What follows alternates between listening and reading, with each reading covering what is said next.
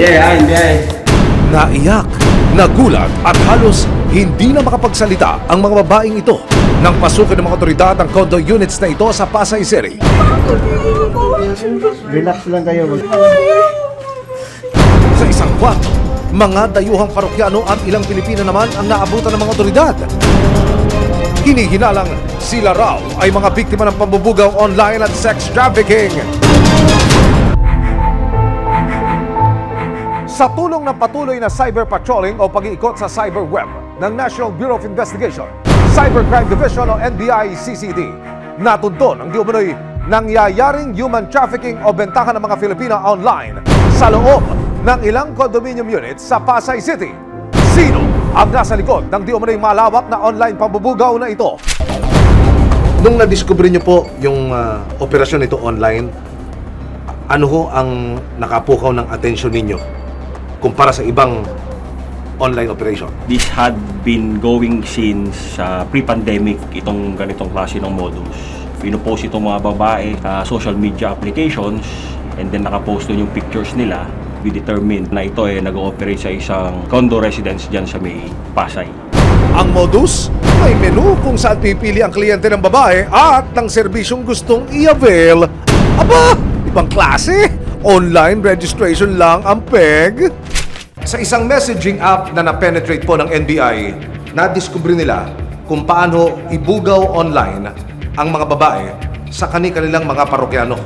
Lumalabas na mayroong mga dayuhan pero karamihan sa mga babaeng inilalako online, puro Pilipina. Makalipas ang halos isang buwan na pagmamanman at pagkalap ng ebidensya, September 6, 2024, kasama ang resibo, nagkasa ng malawakang operasyon ng NBI-CCD at ibang departamento ng NBI. Unang-unang inikutan ng mga otoridad ang target location.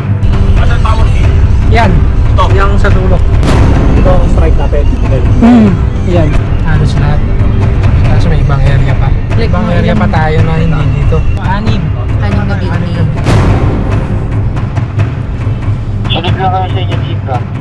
Sa hudyat ng isang asset, pinasok na ng mga otoridad ang 6 na condominium unit sa Pasay para mahuli ang nasa likod ng paglalako ng mga babae at masagip ang mga biktima.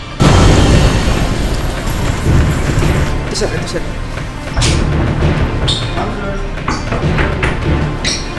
Hindi.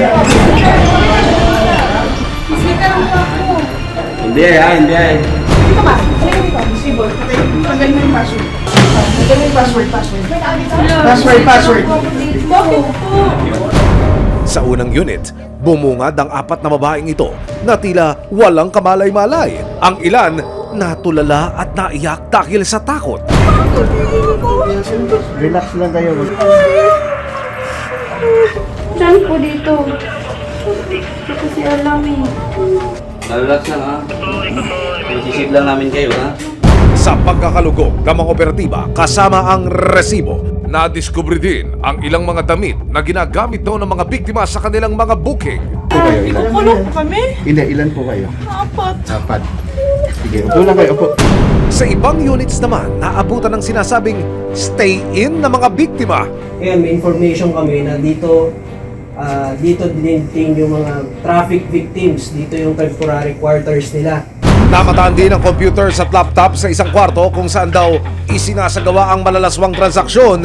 Yun ho ba mga biktima na binabanggit nyo rito online lang silang binubugaw o old school, yung binibitbit patungo sa customer? Pinupost nila itong mga kababaihan sa social media application. Ah. And then doon sa social media application na to, doon po namimili itong mga kliyente. After booking, sasabihin na po kung saan room diretso and then pupunta po doon yung biktima natin. Apo. Doon na rin po nangyari yung bayaran.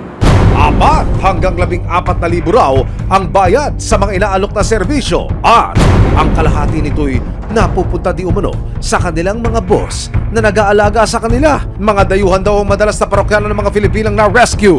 Mostly ang mga parokya nito, mga POGO workers. So after doon, magbubook sila, sasabihin kung anong room ang pupuntahan nila. Pagdating nila sa room na yon, nandun na yung sa kadarating yung ating biktima. Arestado rin ang ilang dayuhang parokyano at may-ari ng condominium units. Sa parehong gabi, Nagtungo ang resibo at NBI sa isa pang kondominium sa Maynila. Dito raw naglalagi ang boss na si Warwick na siyang nasa likod umano ng pambubugaw online. Pagpasok sa unit, arestado si Warwick, ang ilang Chinese national at ilang Pilipino na di umano yung mga assistant na mga babaeng ibinubugaw. Well, I was thinking for violation of human trafficking. Agad na dinala ang mga na-rescue at naaresto mga dayuhan sa NBI headquarters.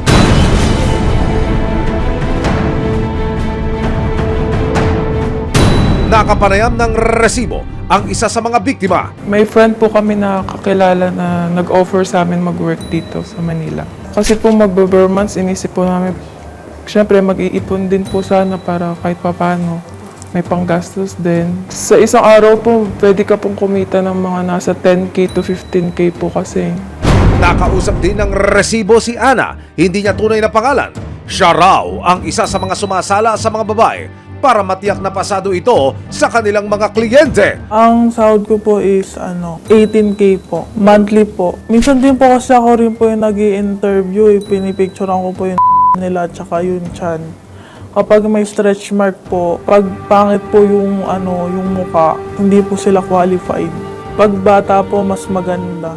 September 10, 2024, iniharap ng NBI sa publiko ang mga nahuling suspect at ipinakita rin ang mga ginagamit na sex toys na naging resibo ng kanilang malaswang negosyo. We were able to rescue the individuals. Kailang group for Chinese and then yung isa Malaysian and then yung apat Filipinos. And then we were able also to rescue 27. Sinubukan ng resibo na kunin ang panig ng dalawang suspect na Chinese nationals pero tikom ang kanilang bibig at hindi nagpaunlak ng panayam.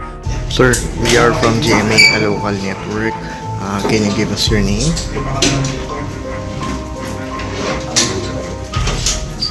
Nakaharap ang mga suspect sa kasong paglabag sa RA number 11862 o ang Anti-Trafficking in Persons Act of 2022 in relation to RA 10175 o ang Cybercrime Prevention Act of 2012. It was committed in large scale dahil sa dami ng mga rescue victims natin. Ayon sa NBI CCD, patuloy nilang babantayan ang ganitong klase ng mga kaso. Kapag meron pong ganitong klase activity na nangyayari online, we make sure na we are always ready. And we have a team na nagpapatrol sa cyberspace. And rest assured, maaari kayong makapagtago pero hindi kayo makakatakas sa NBI. NBI.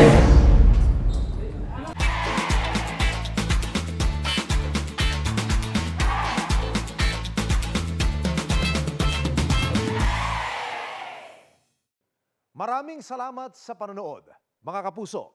Para masundan ang mga reklamong nasolusyonan ng resibo, mag-subscribe lamang sa GMA Public Affairs YouTube channel